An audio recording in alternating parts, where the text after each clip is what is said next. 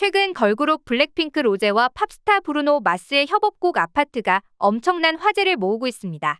티저를 비롯한 별도의 프로모션 없이 곧바로 음원을 공개했는데도 곧바로 미국과 영국 유튜브 뮤직 1위를 달성하는 등 뜨거운 반응을 모으는 중이죠.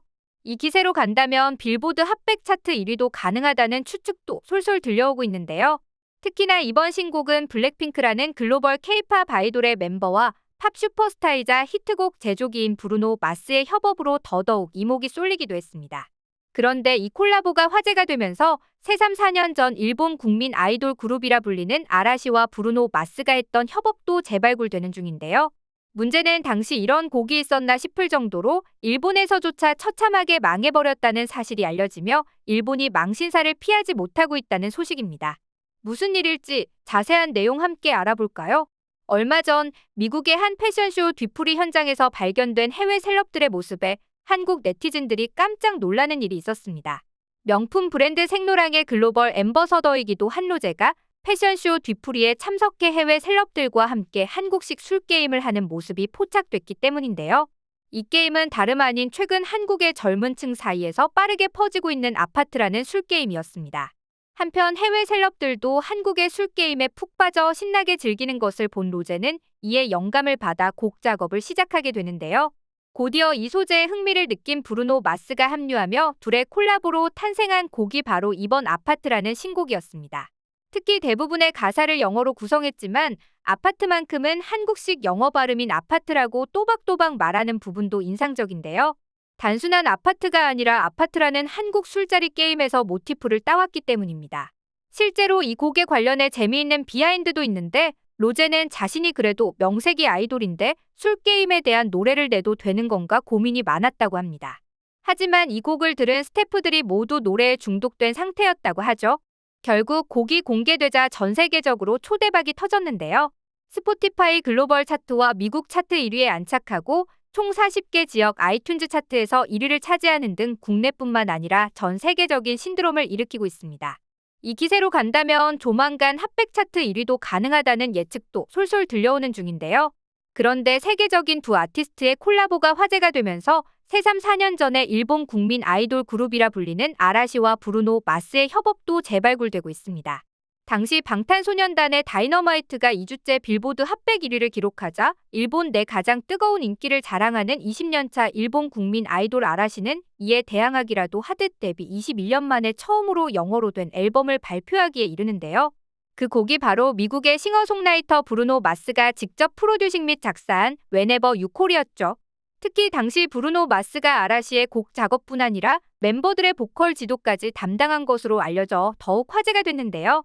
몸값이 비싸기로 유명한 브루노 마스가 이렇게까지 공을 들인 이유, 알고 보니 아라시의 소속사 측에서 프로듀싱 승낙 조건으로 무려 우리 돈으로 70억 원이라는 거금을 지급했기 때문이었습니다. 그리고 실제로 뮤직비디오를 보시면 아시겠지만 뭔가 겨냥하고 나온 듯한 의도가 다분히 풍기는데요. 일단 아라시가 1999년 데뷔 이후 처음 영어로만 된 신곡을 발표한다는 점에서부터 K-팝 스타들의 글로벌 인기를 염두에 뒀다는 인상을 지울 수 없습니다. 그렇게 생각할 수밖에 없는 게 일본은 내수 시장이 미국에 이어 세계 2위를 차지했죠. 일본 가수들 역시 오랫동안 자국 내에서만 활동을 했고 해외에서 활동하던 가수들도 일본어로 번안된 노래를 부르는 분위기였는데요. 하지만 K-팝의 세계적인 인기와 함께 일본의 대표적인 아이돌도 슬슬 이에 대항하려는 움직임을 보이기 시작한 것입니다. K-팝풍의 아이돌 그룹을 런칭하고 이들의 뮤직비디오 영상에도 K-팝, BTS 같은 키워드를 숨김 태그로 넣어놨다가 딱 들키는 등 증거들이 쏙쏙 나오고 있는데요. 이런 상황에 자니스 간판 그룹인 아라시가 영어 노래를 발표한 것 역시 이런 흐름의 일환으로 해석할 수밖에 없다는 것이죠. 오죽하면 당시 과열된 분위기에 대해 일본 엔터업계 관계자도 지금 자니스는 미국에서 활약하는 BTS를 이상할 정도로 의식하고 있다고 증언할 정도였는데요. 그런데 이렇게 야심차게 공개한 아라시의 곡은 결국 처참하게 폭망하고 말았습니다. J-팝 그룹으로 첫 빌보드 1위에 오른다며 자신만만했지만 미국 아이튠즈 차트 531을 찍은 뒤 단 하루 만에 차트에서 흔적도 없이 광탈하며 눈물을 삼켜야 했죠. 그리고 실제로 노래를 들어보면 아시겠지만 엉성하고 노래가 전반적으로 별로라는 느낌을 지울 수가 없습니다. 보컬 실력도 부족한 데다 기계음에 너무 묻혀서 듣기 거북한 건 덤이죠. 가장 심각한 문제는 도통 뭐라고 하는지 모르겠는 영어 발음인데요. 심지어 자동 번역기마저 베트남어로 인식할 수준의 이상한 발음으로 전 세계 망신을 당해야 했습니다. 오죽하면 매국의 한 음악 매체에선 아라시라는 그룹을 베트남 인기 그룹 아라시라고 소개할 정도로 처참한 인지도를 만천하에 드러내고 말았죠. 상황이 이 지경까지 되자 급기야 아라시의 일본 팬들은 곡이 별로라며 브루노 마스의 탓을 하기에 이르렀는데요.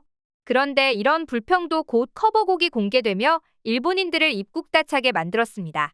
일개 무명 가수로 보이는 사람이 올린 커버곡인데도 원곡보다 훨씬 좋다는 반응이 속출한 건데요.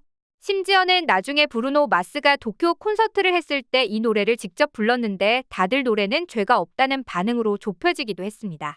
재미있는 건 이때 당시 브루노 마스도 적잖이 쪽팔렸는지 아라시와의 콜라보에 대한 홍보나 언급을 일절하지 않았다는 점인데요. 심지어 일본 그룹 아라시의 신곡을 만들지 않았냐는 미국 매체의 질문을 받았을 때 상당히 곤란해하며 답변을 피하는 듯한 모습이 여러 번 포착된 적도 있습니다. 그도 그럴 것이 명실상부 마이클 잭슨의 뒤를 이은 제2의 팝의 황제라고 평가받는 브루노 마스가 직접 프로듀싱에 참여한 곡은 실패한 적이 일체 없었는데 그 어려운 것을 아라시가 해내자 급하게 그들을 손절한 것 아니냐는 평이 많습니다. 그런데 아라시 홍보 안 해준다고 일본에선 욕먹던 그 브루노 마스가 이번 로제의 뮤직비디오에선 태극기를 흔들며 한국어로 건배를 외치자 일본 내에서 차별 아니냐며 원성이 폭발하고 있죠. 여기에 그치지 않고 브루노 마스가 직접 SNS에 한국어로 신곡 많이 사랑해달라며 홍보까지 하는 바람에 가뜩이나 심통이 난 일본 네티즌들을 더 자극하기도 했는데요. 그런데 한국인으로서는 아라시의 행보가 괘씸할 수밖에 없는 이유가 있습니다. 공식 석상에서 K-팝을 깎아내리는 발언을 한 적이 한두 번이 아니기 때문인데요.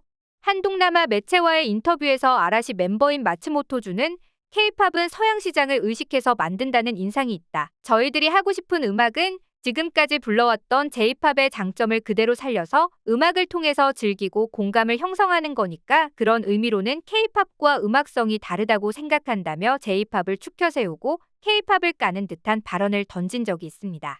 심지어 유사한 취지의 발언은 이번 한 번에 그치지 않았죠.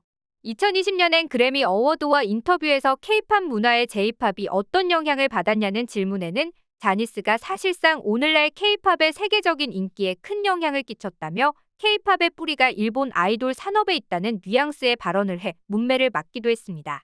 이렇듯 앞에서는 K-팝을 폄하하면서 뒤로는 몰래 브루노 마스의 후광을 입어 글로벌 진출을 노리려 했다는 사실에 많은 이들이 실망감을 감추지 못하고 있는 건데요. 결국 J-팝은 K-팝보다 한 수 위라며 방탄소년단을 제치고 미국 빌보드 1위를 할 거라 자신만만하던 아라시는 일본 내에서도 철저하게 외면당하며 실패의 고배를 마시고 말았죠. 물론 잘 나가면 따라하고 싶은 마음은 100번 이해를 합니다.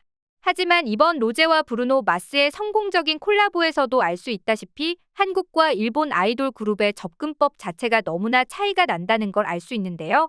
블랙핑크의 로제는 미국 시장만을 노리고 의도적으로 브루노와 협업을 한 게 아니라 도리어 일부 가사엔 한국어와 한국적인 정서를 녹여내 K-팝 스타로서의 정체성을 잃지 않았습니다. 반면 아라시는 브루노 마스에게 영어곡을 받아 미국 시장에 도전해보자는 1차원적인 기획으로 접근한 결과 전혀 빛을 보지 못하고 일회성으로 끝나버렸죠. 이쯤 되면 일본은 K-팝을 쉽게 이길 수 있다며 시기하고 질투하는 것이 아닌 어떻게 하면 자국의 문화를 더욱 발전시킬 수 있을지 고심하는 노력이 필요하지 않을까 싶은데요. 이에 대한 여러분의 생각은 어떠신가요?